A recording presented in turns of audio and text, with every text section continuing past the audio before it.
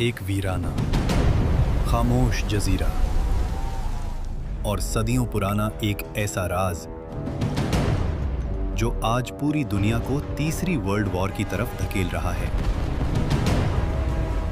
एक तरफ वो लोग हैं जो कहते हैं ये हमारा हैकल सुलेमानी है, इसे हर हाल में वापस पाना है। इस मकसद के लिए वो मस्जिद अक्सा के नीचे गहरी सुरंगें खोद चुके हैं ताकि इस मुकद्दस बुनियाद को हिला सकें। दूसरी तरफ दो अरब मुसलमान हैं जिनके लिए ये सिर्फ एक इमारत नहीं, उनका किबलाए अव्वल है।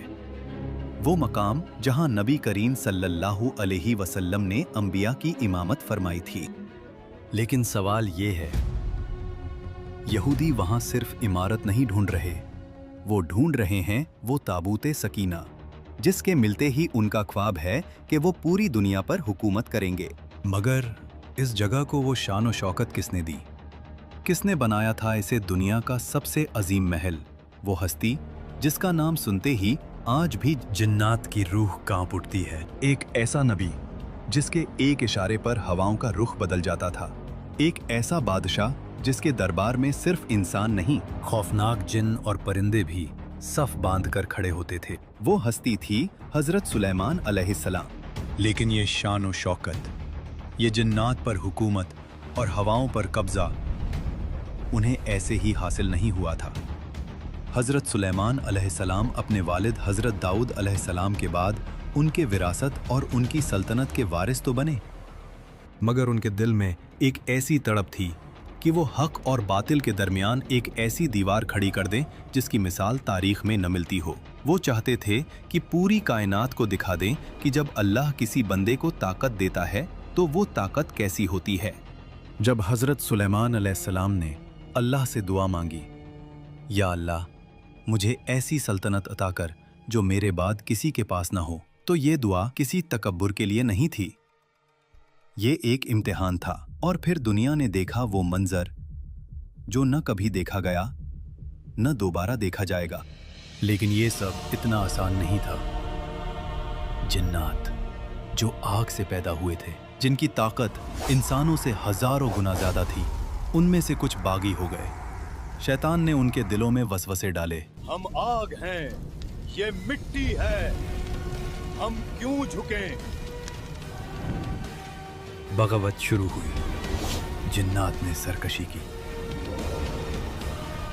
मगर वो भूल गए थे कि ये कोई आम बादशाह नहीं, अल्लाह का नबी है। कुरान गवाह है, जो जिन हुक्म से इनकार करता उसे लोहे की भारी जंजीरों में जकड़ दिया जाता। वो मखलूक जो लोगों को डराती है, वो आज हजरत सुलेमान अलैहिस्सलाम के खौफ से थर थर कांप रही थी। उन बागी जिन्नात से वो काम लिए गए जो अकल से बाहर हैं। वो समुंदर की अंधेरी गहराइयों में जाते, वहां से हीरे और मोती निकालते। वो पहाड़ों को काट कर ऐसी ऊंची इमारतें और अजीम देगें बनाते जो इंसानों के लिए नामुमकिन थीं। उन्होंने फैसला किया कि वो अपने वालिद हजरत दाऊद अलैहिस्सलाम के उस अधूरे ख्वाब को पूरा करेंगे जिसकी बुनियाद रखने का हुक्म अल्लाह ने दिया था। अब वक्त आ गया था कि इन सरकश और ताकतवर जिन्नात को दुनिया की सबसे मुकद्दस तामीर पर लगा दिया जाए। हजरत सुलेमान अलैहिस्सलाम ने मस्जिद अक्सा की तामीर का हुक्म दिया।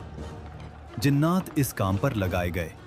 महल की दीवारों में कीमती पत्थर, सोना और चांदी ऐसे जड़े गए कि आंखें पथरा जाएं। लोग कहते थे, ये महल नहीं, कोई जादू है।